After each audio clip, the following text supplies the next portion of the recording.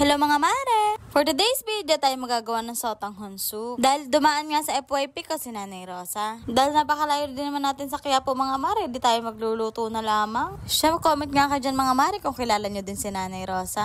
Sinimulan ko na nga palang gayatin ang ating mga sangkap, sibuyas, bawang at karne ng baboy. At pagkatapos ng mga mare, igisa muna natin ang bawang. Dinamihan ko na nga pala yung bawang dyan mga mare dahil gagamitin natin yan mamaya. Pag medyo brownish na mga mare, set aside muna. At igisa na ang sibuyas at pag lumabas na ang aroma, ilagay na ang karne ng baboy. Halo-haloin mo lang mga mare hanggang mag-brownish na ang karne ng baboy. At pagkatapos ng mga mare, ilagay na natin ang kalapan water. At hintayin lang ilang minuto na kumulo. At ilagay na ang pampalasang sangkap, nor cubes, patis at paminta. Halo-haloin mo lang mga mare, hintayin lang kumulo ng kulong-kulo. Pag ganyan na mga mare, ilagay na natin ang ating sayote at carrots. Nilagyan ko nga pala ng aswete mga mare, pampakulay. Isunod na ang sotanghon at ang repolyo. At huling nilalagay ko nga pala mga mare, yung bawang na pinirito natin kanina. And yan kasi ang isa nagpapasarap sa ating sotanghon soup. At pakuluin lang ng ilang minuto at okay na yan. Ay siya, kung nagkikrave ka din ng ganito mga mare, try mo na ito. Dahil mabilis na siyang lutuin. Ano pang ginagawa mo dyan mga mare? Kumuha ka na ng plato at sabayin mo na kami kumain. Kain po tayo.